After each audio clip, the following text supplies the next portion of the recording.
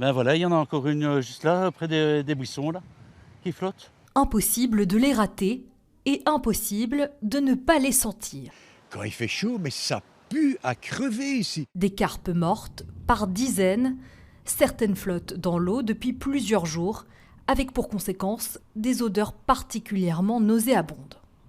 Les ouvriers communaux chargés du nettoyage doivent en permanence porter des masques. Quand il y a 32 degrés et que les cadavres sont là, mettez un cadavre sur votre terrasse de poisson ou de viande et laissez-le mariner au soleil, vous allez voir ce que ça donne. Freddy habite en face du parc des étangs. Il dénonce une situation devenue intenable. C'est incroyable quand même. Et qu'on dit qu'on vient 3 fois par semaine, ça c'est, bon je vais être poli, mon œil. C'est les carabistouilles. Tout a commencé en avril.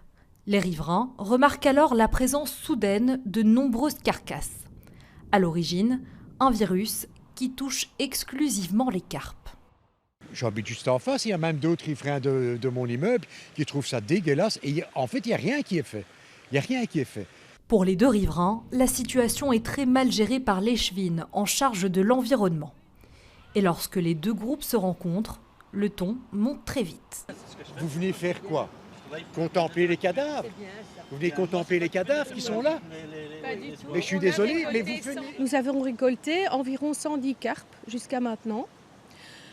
Ce qu'il y a, c'est que rien ne ressemble plus à un cadavre de carpe qu'un autre cadavre de carpe. Et j'imagine que ces gens, voyant des cadavres de carpe, croient que c'est toujours les mêmes. Mais malheureusement, il en vient chaque fois de nouveau. On a beau les retirer, il y a une nouvelle vague de cadavres qui arrive le lendemain. Une situation qui divise même au sein du même groupe politique. C'est un problème, on doit avoir une solution. Aussi simple que ça. On ne peut pas laisser traîner des carpes mortes comme ça. Donc je veux bien concevoir qu'il y ait un virus, qu'il y ait une bactérie, mais on ne peut pas laisser traîner des carpes mortes à l'étang. Pour les riverains, une solution semble évidente. Traiter l'eau pour contrer le virus et empêcher d'autres morts. Du côté de l'échevine, le projet est tout autre. Je pense que si le virus ne cesse pas, il faudra que toutes les carpes meurent. Et il n'y a rien pour sauver ces carpes en termes de préservation de l'environnement, ça pose question. Pas que je sache, non, je ne sais pas. Les carpes repêchées sont ensuite traitées dans une société spécialisée où elles seront détruites.